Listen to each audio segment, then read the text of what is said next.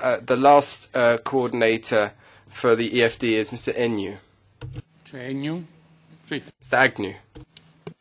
Thank you, Chairman, but I should stress I'm not a coordinator. We do have an expression in Britain called back to basics, and I want to query the whole appropriateness of this meeting here this evening. It was cobbled together really at the very last minute. It's quite obviously an important meeting if you look at the cameramen who are hanging around here not so long ago. And one of the MEPs, Mrs. Thane or Mrs. Theen, sent an email round to all of us bemoaning the fact that she couldn't come here, and particularly as there was supposed to be an AFCO meeting tomorrow morning, and yet that was cancelled, and suddenly this is brought in this evening, and there will be many others like her. And there's another expression we have in Britain: the world is run by those who turn up.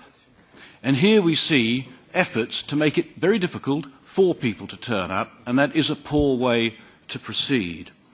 And if we stay on this theme of back to basics, as my colleague Mr. Fox said, there hasn't been an EU treaty change, and this was decided 10 years ago. A member state's veto must be respected. And yet what I hear tonight, particularly from Mr.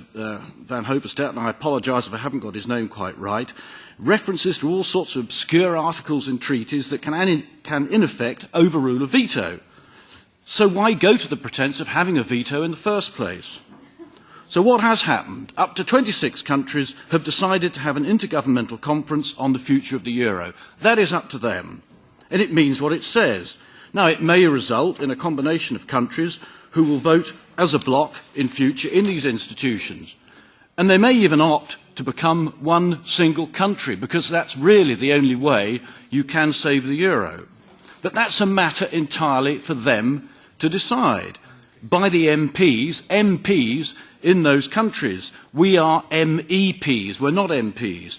We should not be making any attempt to interfere in their decisions, and nor should the unelected Commission.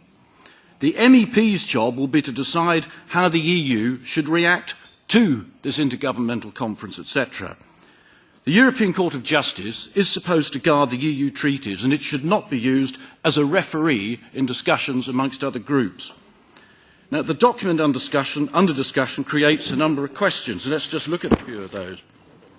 What provisions of the treaties give authority for the institutions of the EU, for example the ECJ, to be used by organisations which are outside the EU? I mean, maybe Mr. Verhofstadt has got the answer to this. Will the legal brief supporting any conclusion that such use is permissible be given to members of the committee? And if not, why not? If not, is there not a reasonable inference to be drawn from that refusal that such advice does not support the legality of such use? Have all 27 member states been asked for their consent for such use to take place?